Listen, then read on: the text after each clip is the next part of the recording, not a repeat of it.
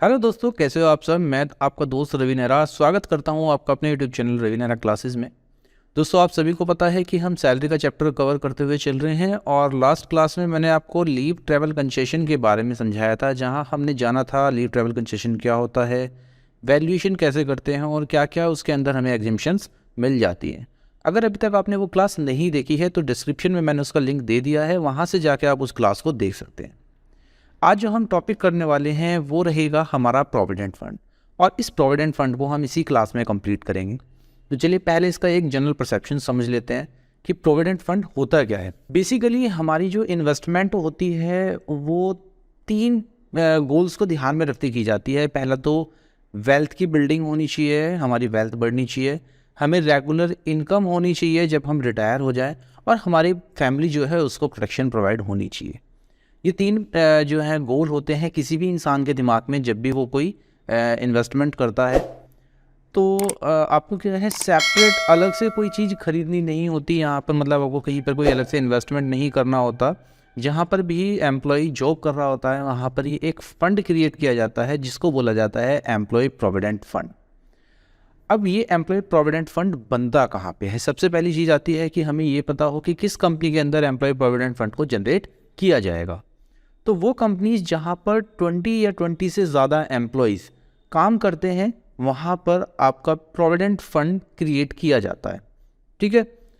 और ये जो प्रोविडेंट फंड है ये आपके छोटे छोटे अमाउंट को सेव करेगा। ठीक है। आपका जो सैलरी है उसमें से एक स्मॉल पार्ट यहाँ पर कट कर लिया जाता है पीएफ के नाम से, और आपकी जो रिटायरमेंट होगी उसके लिए इस फंड को क्रिएट किया जाता है, इसको इकट्ठा किया जाता है। एम्प्लॉयर इस काम को करता है, एम्प्लॉयर आपकी सैलरी में से इस फंड को काट लेगा। नेक्स्ट आता है आपका कि ये प्रोविडेंट फंड आखिरकार होते कितने तरह के हैं। तो सबसे पहला आता है आपका statutory provident fund. Statutory provident fund के नाम से ही पता लगता है स्टैट्यूटरी। स्टैट्यूटरी का मतलब क्या होता है, मैंडेटरी। इसका मतलब जो फंड्स प्रोविडेंट फंड एक्ट 1925 के अंतर्गत उसके अंदर डिडक्ट किए जाएं उन फंड्स को हम क्या बोलेंगे, स्टैट्यूटरी प्रोविडेंट फंड बोलेंगे। अब ये फंड्स कौन कौन बनाता है, जैसे कि आपकी universities, colleges, educational institutions, reserve bank of India, state bank of India, central government, state government, इनके जितने भी एम्प्लॉयज़ हैं इनको स्टैट्यूटरी प्रोविडेंट फंड दिया जाता है। नेक्स्ट आपका आता है recognised provident fund. Recognised provident fund क्या होता है। रिकॉग्नाइज्ड प्रोविडेंट फंड आपका जो प्राइवेट ऑन ऑर्गेनाइजेशंस होती हैं जहाँ पर 20 या 20 से ज़्यादा एम्प्लॉयज़ जो लोग काम कर रहे हैं एक साथ, वहाँ पर ये डिडक्ट किया जाता है। ये एक प्लानिंग के तहत होता है, मतलब कि आपका एक फ़ंड एक यूनिक नंबर के थ्रू, जिसको हम बोलते हैं यूनिवर्सल अकाउंट नंबर, उसके थ्रू आपके पीएफ के अकाउंट को कनेक्ट किया जाता है। देन आपका जो भी अमाउंट डिडक्ट होगा पीएफ के नाम से वो इस जो फंड है आपका ये उसी अकाउंट के अंदर सबमिट कर दिया जाता है। तो आपका जो फंड है वो एक जगह इकट्ठा होता रहेगा। इससे कोई फ़र्क नहीं पड़ता कि आप एक एम्प्लॉयर के अंदर काम कर रहे हैं, दो एम्प्लॉयर के अंदर। अगर आपने सपोज़ करिए कोई जॉब भी ट्रांसफ़र कर ली है, आप एक एम्प्लॉयर से दूसरे एम्प्लॉयर के पास चले गए हैं, तब भी आपका ये फ़ंड चलता रहेगा। आपको दोबारा से रिकॉग्नाइज्ड फंड क्रिएट करने की ज़रूरत नहीं पड़ेगी। आपका ये सेम पीएफ का जो अकाउंट है यही वहाँ पर ट्रांसफ़र हो जाएगा। नेक्स्ट आता है unrecognised provident fund. Unrecognised provident fund क्या है। अनरिकॉग्नाइज्ड का मतलब है जिसको कोई भी रिकॉग्नाइज ना कर रहा हो, ना तो वो स्टैट्यूटरी है ना वो रिकॉग्नाइज है। ठीक है। तो जो भी हमारा फंड ना तो स्टैट्यूटरी हो ना रिकॉग्नाइज हो, किसके, कमिश्नर ऑफ इनकम टैक्स के द्वारा, या फिर पब्लिक प्रोविडेंट फंड भी ना हो, तो वो हमारा अनरिकॉग्नाइज्ड प्रोविडेंट फंड कहलाता है इनकम टैक्स के पर्पज़ से। अब एक टर्म आती है पब्लिक प्रोविडेंट फंड। तो ये क्या होता है। पब्लिक प्रोविडेंट फंड जो है ये पब्लिक प्रोविडेंट फंड एक्ट 1968 के अंतर्गत आपका ऑपरेट होता है।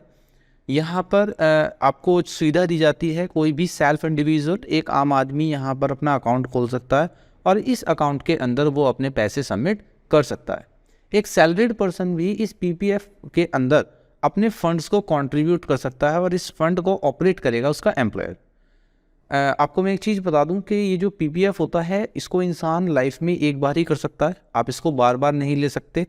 तो इस चीज़ को भी ध्यान रखिएगा कि पेपर में आपसे इस तरीके से कोई क्वेश्चन पूछ लिया जाए तो वहाँ पे आपको ये पता होना चाहिए कि जो आपका पब्लिक प्रोविडेंट फंड होता है वो लाइफ टाइम में एक बार ही क्रिएट होता है, बार बार क्रिएट हम उसको नहीं कर सकते।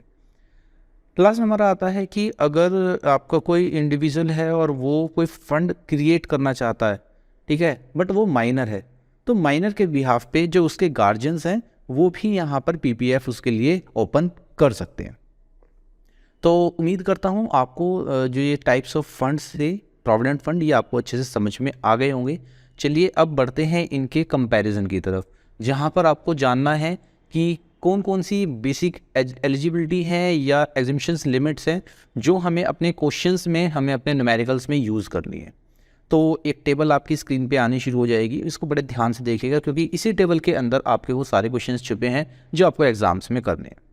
सबसे पहले मैंने 4 कॉलम्स बनाए हैं, पर्टिकुलर, एम्प्लॉयर का कंट्रीब्यूशन, एम्प्लॉय का कंट्रीब्यूशन और इंटरेस्ट क्रेडिटेड। तो पर्टिकुलर में सबसे पहले हम बात करते हैं रिकॉग्नाइज्ड प्रोविडेंट फंड की, जिसको हम बोलते हैं आरपीएफ। तो आरपीएफ के अंदर जो आपका एम्प्लॉयर कंट्रीब्यूशन है वो 12% तक एग्जेम्प्ट होता है, बट अगर 12% से ज़्यादा एम्प्लॉयर कंट्रीब्यूट करता है तो वो टैक्सेबल होगा। ये जो कंट्रीब्यूशन होगा, एम्प्लॉयर उसकी डिडक्शंस क्लेम कर सकता है अंडर सेक्शन 80C। ये डिडक्शंस हम पढ़ेंगे तो वहाँ पर मैं आपको बताऊंगा कि ये कैसे क्लेम होती है, बट अभी आपको इतना ही याद रखना है कि इसकी डिडक्शंस क्लेम हो जाएंगी। और नेक्स्ट आता है आपका इंटरेस्ट क्रेडिटेड। अगर 9.5% पर एनम से ज़्यादा आपका इंटरेस्ट क्रेडिटेड हुआ है, आपको इंटरेस्ट दिया गया है, तो जो 9.5% से एक्सेस पार्ट होगा वो पूरा का पूरा आपका टैक्सेबल हो जाएगा। 9.5 तक आपका एग्जेम्प्ट है। नेक्स्ट आता है आपका यूआरपीएफ। तो ये ईयरली टैक्सेबल नहीं होता है, इसकी कोई भी डिडक्शन आपको नहीं मिलेगी और ना ही आपको इंटरेस्ट इसका ईयरली क्रेडिट किया जाएगा, मतलब वो वहाँ पर आपको टैक्सेबल नहीं होगा। वो टैक्सेबल तभी होगा, एम्प्लॉयर कंट्रीब्यूशन और इंटरेस्ट क्रेडिट, जब वो आपको रिसीव होगा। जब आप यूआरपीएफ रिसीव करेंगे तभी आपको ये टैक्सेबल होगा, अदरवाइज तब तक टैक्सेबल नहीं होगा। नेक्स्ट आता है आपका एसपीएफ। एसपीएफ है हमारा स्टेटरी प्रोविडेंट फंड। तो ये फुल्ली एग्जेम्प्ट होता है क्योंकि गवर्नमेंट एम्प्लॉयज़, आपने ध्यान करा होगा, मैंने बताए थे। तो गवर्नमेंट एम्प्लॉयज़ के लिए जो भी बेनिफिट्स दिए जाते हैं वो फुल्ली एग्जेम्प्ट हैं। डिडक्शंस वो क्लेम कर सकते हैं अंडर सेक्शन 80C और उनका जो इंटरेस्ट होगा वो भी फुल्ली एग्जेम्प्ट होता है। लास्ट हमारी आती है पीपीएफ। पीपीएफ में क्या था कि पीपीएफ के अंदर एम्प्लॉयर का कॉन्ट्रीब्यूशन तो है नहीं, बट जो एम्प्लॉय कंट्रीब्यूशन कर रहा है उसकी वो डिडक्शन क्लेम कर सकता है अंडर सेक्शन 80C और इंटरेस्ट भी उसका फुल्ली एग्जेम्प्ट रहने वाला है। तो इस टेबल को आप बहुत अच्छे से याद कर लीजिएगा। छोटी सी टेबल है, आई थिंक 5 to 10 मिनट्स आप इसको बहुत अच्छे से याद कर सकते हैं, इससे ज़्यादा टाइम आपको नहीं लगेगा। चलिए अब बात कर लेते हैं कंप्यूटेड सैलरी, क्योंकि जब हम ये टेबल के अंदर कैलकुलेट करते हैं चीज़ों को तो हमें कंप्यूटेड सैलरी की ज़रूरत पड़ती है। अब वो कंप्यूटेड सैलरी क्या होगी, तो सबसे पहले आपको उसमें ऐड कर लेनी है अपनी बेसिक सैलरी, देन ऐड करेंगे आप डीए अंडर द टर्म्स होना चाहिए आपका, और लास्ट है आपका कमीशन ऑन सेल। इन तीनों का जो टोटल आएगा ये आपकी कंप्यूटेड सैलरी कहलाएगी और इसी कंप्यूटेड सैलरी के ऊपर आपको अपना प्रोविडेंट फंड जो है उसकी ट्रीटमेंट करनी है।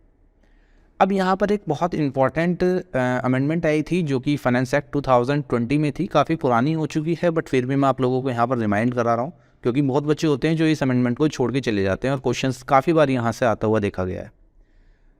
तो सबसे पहले आता है apart from the limit of 12% from employer contribution and 9.5% for interest there was no monetary limit above such amount was taxable. ये जो आपके लिमिट्स हैं इनसे ऊपर की जो अमाउंट है वो टैक्सेबल नहीं होती। ऐसा बहुत बच्चे वहाँ पर लिख आते हैं, बट नहीं, ऐसा नहीं होता। मैंने भी आपको बताया कि 12% और 9.5% से ज़्यादा की जो अमाउंट है वो आपकी टैक्सेबल हो जाती है, बट उसके लिए कोई मॉनेटरी लिमिट नहीं बताई गई है ना। तो उसके लिए एक छोटी सी लिमिट है, आपको करना क्या है, now these two have been combined with the employer contribution to approved superannuation fund and NPS along with annual interest thereon within ceiling of 7,50,000। Employer का जो कंट्रीब्यूशन है अप्रूव्ड सुपर एनुएशन फंड के अंदर और national pension scheme के अंदर, जिसको हम एनपीएस बोलते हैं, वो आपका 7,50,000 से ज़्यादा नहीं होना चाहिए।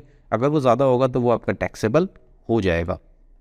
अगर यहाँ पर ये आपका टैक्सेबल होता है, मतलब आपकी ये जो लिमिट है ये एक्सीड कर जाती है, तो क्या कंडीशंस होंगी, आप कहाँ पर उसको टैक्सेबल करेंगे, तो उसके लिए भी आपको चीज़ें थोड़ी सी ध्यान में रखनी होंगी। सबसे पहला, एम्प्लॉयर का जो कंट्रीब्यूशन है वो रिकॉग्नाइज्ड प्रोविडेंट फंड के अंदर हो सकता है तो वहाँ पर टैक्सेबल होगा, या फिर एम्प्लॉयर का कंट्रीब्यूशन सुपर एनुएशन फंड के लिए हो सकता है तो वहाँ टैक्सेबल हो जाएगा, या फिर आपने कंट्रीब्यूशन किया होगा एम्प्लॉयर ने नेशनल पेंशन स्कीम के अंदर।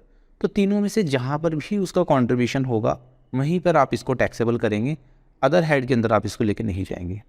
लास्ट आते हैं कुछ रिमेंबर पॉइंट्स। ये भी आपको बहुत ध्यान से पढ़ने हैं, इनको ध्यान रखना है। एक आता है एक्यूमुलेटेड बैलेंस। एक्यूमुलेटेड बैलेंस का क्या मतलब है कि जो आरपीएफ है आपका वो ईयर टू ईयर बनता जा रहा है, इकट्ठा होता जा रहा है। तो जो उसका इकट्ठा अमाउंट है, ठीक है, वो अमाउंट आपका एग्जेम्प्ट हो सकता है, फुल्ली का फुल्ली एग्जेम्प्ट हो सकता है, बट उसके लिए कुछ केसेस हैं, कुछ कंडीशंस हैं, आपको ध्यान रखनी होंगी। पहला, एम्प्लॉय जो है आपका, उसने कंटिन्यूसली 5 ईयर कम से कम सर्विस के अंदर दिए हों। और सेकंड कंडीशन ये है कि अगर वो 5 साल कम से कम नहीं दे पा रहा है तो उसके लिए कोई रीज़न होना चाहिए, तभी उसका आरपीएफ फुल्ली एग्जेम्प्ट होगा, वरना उसका आरपीएफ एग्जेम्प्ट नहीं होगा। फुल्ली एग्जेम्पशन मिलेगी बट पूरी एग्जेम्पशन नहीं मिलेगी। तो अब वो क्या की चीज़ें हैं जो रीजंस हो सकते हैं, एक तो उसकी इल हेल्थ हो सकती है, या फिर उसने जो एम्प्लॉयर का बिज़नेस है वो डिसकंटिन्यू हो गया, मतलब कि एम्प्लॉयर का बिज़नेस ही बंद हो गया, इस वजह से उसका जो टर्मिनेशन था वो हो चुका है लास्ट। या फिर कोई और कारण हो सकता है जिसकी वजह से वो मतलब जॉब से बाहर हो गया है और उसके ऊपर एम्प्लॉय का कोई कंट्रोल नहीं था, मतलब एम्प्लॉय की कोई गलती नहीं थी, वो एक नेचुरल कारण हो सकता है जिसकी वजह से उसकी जॉब गई है। तो यहाँ पर उसको पूरा का पूरा जो आपका आरपीएफ है, रिकॉग्नाइज्ड प्रोविडेंट फंड है, उसको मिल जाएगा। एक पॉइंट और आपको याद रखना है कि if employer get transfer of balance of RPF with another employ who maintain RBF, then the period of service under former employer shall also be included in the calculating the period of continuous service। जो आपका पहला employer था, मैंने आपको पहले बताया था कि उसके पास जो आपने काम किया है, अब आप नए एम्प्लॉयर के पास आ गए हैं, तो ये जो पुराने एम्प्लॉयर का पीरियड है वो भी यहाँ पर आपका काउंट होगा आरपीएफ के लिए। ऐसे नहीं है कि आप नए एम्प्लॉयर के पास आ गए हैं तो पुराने एम्प्लॉयर का जो आपका टाइम पीरियड है उसको हटा दिया जाएगा, वो आरपीएफ का जो अकाउंट है आपका ट्रांसफ़र हो जाएगा और उसी के अंदर आपका नेक्स्ट अमाउंट भी चलती रहेगी। Any payment from fund by way of transfer to the account of the employee under a pension scheme shall be exempt। अगर एनपीएस के अंदर, जिसको हम बोलते हैं एटीसीसीडी, अगर उसके अंदर आपने कोई भी पेमेंट की है तो वो आपकी फुल्ली एग्जेम्प्ट होगी, वहाँ पर आपको कोई भी चार्ज नहीं देना होगा। उम्मीद करता हूँ आपको ये प्रोविडेंट फंड का जो पूरा टॉपिक था वो अच्छे से समझ में आ गया होगा। इससे बाहर प्रोविडेंट फंड से क्वेश्चंस आते नहीं हैं, तो आप इतना ही तैयार करें, आपका बहुत बेनिफिट इसमें होने वाला है, आपको क्वेश्चंस मिलने वाले हैं इसमें। लास्ट जब ये आपका सैलरी का चैप्टर कंप्लीट हो जाएगा तो मैं एक सेशन कराऊंगा आपका, जिसमें मैं बहुत अच्छे अच्छे क्वेश्चंस कराने वाला हूं, जिससे आपके जो पुराने अभी मैंने सारी चीज़ें पढ़ाई हैं ना, आपके जो कॉन्सेप्ट्स हैं वो और अच्छे से क्लियर हो जाए और आपको लगे कि हाँ हमने भी कुछ सीख लिया है और अब सैलरी का क्वेश्चन हमारा गलत नहीं होगा। चलिए मिलता हूँ आपसे अगली क्लास में, तब तक के लिए thank you and bye bye.